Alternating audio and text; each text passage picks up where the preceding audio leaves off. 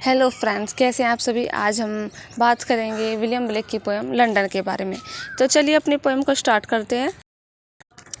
William Blake का जन्म 1757 में होता और उनकी डेथ हुई थी 1827 में।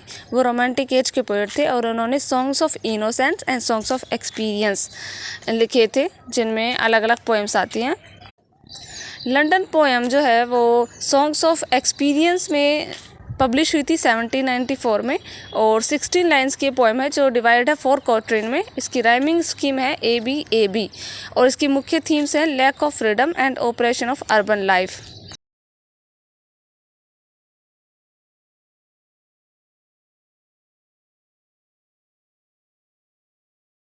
चलिए फ्रेंड्स, अब हम लाइन वाइज देख लेते हैं समरी लंदन की। I wander through each chartered street now near where the chartered Thames does flow. Poet कहता है कि एक दिन जब वो लंदन की चार्टर्ड स्ट्रीट यानी पोश कॉलोनी में, वंडर माने होता है इधर उधर घूमना या भटकना, जब वो इधर उधर घूम रहे थे near where the chartered Thames, और वहाँ पे जो थेम्स नाम की रिवर है वो बह रही थी। रिवर जो थेम्स है वो एक पवित्र नदी है, गंगा की जैसी। And mark in every face I meet mark of weakness marks of वो। पोइट बताता है कि जब मैं उन गलियों में घूम रहा था लंदन में, तो मैंने वहाँ पे लोगों को देखा, मैं वहाँ लोगों से मिला और उनकी जो वीकनेस है, उनकी जो कमज़ोरी है और उनकी जो दुख है, उनका दुख मुझे दिखाई दिया। In every cry of every man in every infants cry of fear.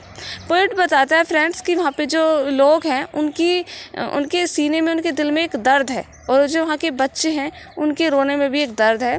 In every voice in every band the minds forge manacle I here.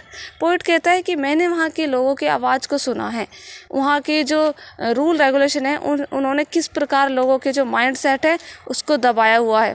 लोग वहाँ के जो रूल रेगुलेशन है उनके अंदर बंधे हुए नज़र आ रहे हैं। How the chimney sweeper cry every blackening church appalls. Friends, poet बताता है उन चिमनी स्वीपर के बारे में जो उस टाइम पे काम करते थे। चिमनी स्वीपर में छोटे छोटे बच्चों को काम पे लगा दिया जाता था और वो चिमनी साफ़ करते थे। तो पोइट बताता है कि इसका जो कारण है वो चर्च को बताता है। And helpless soldier Sai runs in blood down palace walls.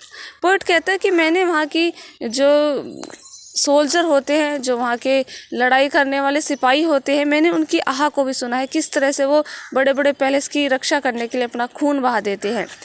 But most through midnight street I hear how the youthful harlots curse. Poet बताते हैं कि वहाँ पे जो रात के समय ब्रोथल होते हैं उनकी क्राई को पोइट ने सुना है।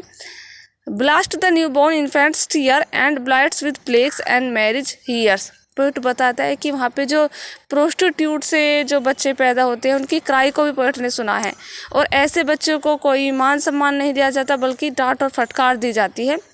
और पोइट ने जो लास्ट वर्ड्स है फ्रेंड्स, मैरिज हीयर्स, इसके बारे में बताया है कि वो जो शादी है वो भी एक पवित्र बंधन नहीं रह गया, बल्कि लोगों ने उसे भी क्रिटिसाइज, उसे भी डिस्क्रिमिनेट करना शुरू कर दिया गया है। तो फ्रेंड्स, आपको ये पोएम कैसे लगी मुझे कमेंट करके ज़रूर बताइएगा। Thank you.